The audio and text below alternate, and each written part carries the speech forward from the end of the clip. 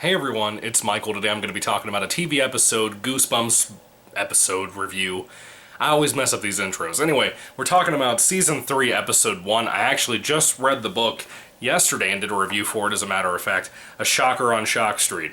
Amazing book. Episode's pretty decent. I don't hate it. I think it's a pretty solid episode for the most part. A little cheesier, a little sillier than you really expect a lot of the time from these episodes. Not really. If you're a big fan of Goosebumps, you know. Shocker on Shock Street book, though, amazing. I could not recommend it enough. One of my favorite books ever in the series now. Anyway, so basically this came out in 1997, and the episode itself is about a girl whose dad is kind of the designer for monsters and stuff for this new, well, it's basically for this movie series that these two kids love called A Shocker on Shock Street. And of course the main character has a friend now that she brings to the studio to actually see the monster creations, like the puppets and the robotic animatronic things they use for the werewolves and stuff. All the different monster masks, which are also masks from previous Goosebumps episodes from like the first and second season, if you didn't know that. This was such a good episode for the most part. It's nowhere as good or as tense or as scary or creepy as the book itself. So they're almost like two entirely different entities.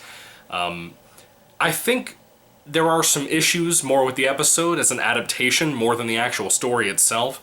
Now, the two kids that are hanging out and actually looking at all the different designs for monsters and stuff that the main character's father has designed, again, they're big fans of that Shocker on Shock Street film series, and they're actually told they're going to be the first two kids on this ride, tram car tour type thing, where they're going to basically go around the different sets of the Shocker on Shock Street films and just see the sets and see the creations and the monsters and stuff. And it's kind of like around Halloween time when you go to those things called haunts, where people are dressed up in costumes, they jump out at you, they get in your personal space and stuff like that. This episode, of course, just like the regular Goosebumps TV show, is so low budget that they kind of have a very strict policy of having like a new hallway will just be black curtains and then the tram car goes down it and then people are reaching their arms out. They didn't even have to pay for a full costume, they just have the arms reaching out of the dark at you. Yeah. But that also added a little charm to the episode, I think, because Goosebumps is very silly, very cheesy, like I said, and this episode's very low budget. You can tell it's very, very low budget compared to most episodes. And yet, it's still charming. It's charming to have that. It's like when you go to a bad haunt around Halloween time in October, you know? When you have a bad one where none of the scares are actually built up to, there's no tension, and there's not really any scary aspects to it, just kind of jump scares, you know, which are usually haunts anyway. That's what this comes across as. I think a child would be scared by the episode. I think everyone, adult and child alone, would be scared of the book, because the book's scary. I mean, genuinely creepy.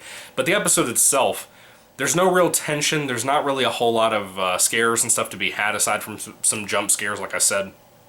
But I think it will get to kids. Of course, the sound design, the music, the score, the theme song for Goosebumps, all that stuff is great. The acting is not so great. The person playing the dad, he's pretty good.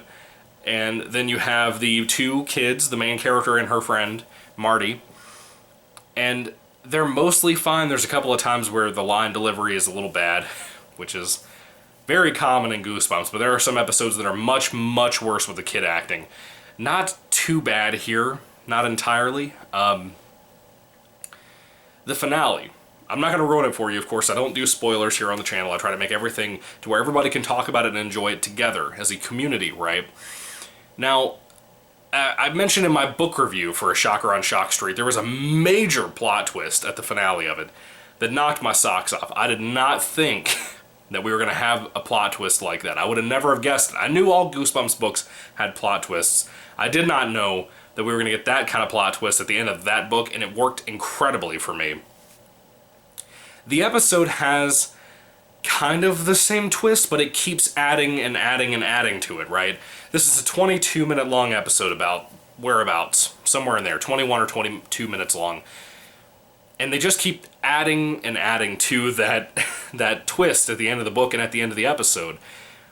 And it just doesn't work as well. It's not as surprising and Twilight Zone-esque as the way the book ends it, you know? It just, I don't know, there's things like that are just, they're kind of done sloppily here. But the episode was fine. I had a good time watching it. I think it'd be really fun to watch this around Halloween time, especially with your kids if you happen to have kids. If you're an adult and you love Goosebumps and you haven't seen this episode before, it might be pretty good.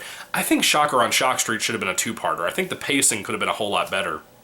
Have Timothy Bond, who made the Not a Living Dummy 3 two-parter thing for the TV show, have him do it. I think he could have really pulled this off on a really good small budget. He did Not a Living Dummy 3, and it seems to me like that looks higher quality, but it probably had about the same budget as this episode had. 22 minutes to tell the story of a Shocker on Shock Street. If you've read this amazing book, you know that's not possible. It's not. I'm sorry.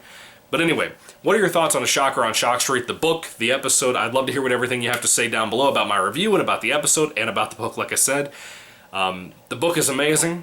Gave it a really, really stellar rating.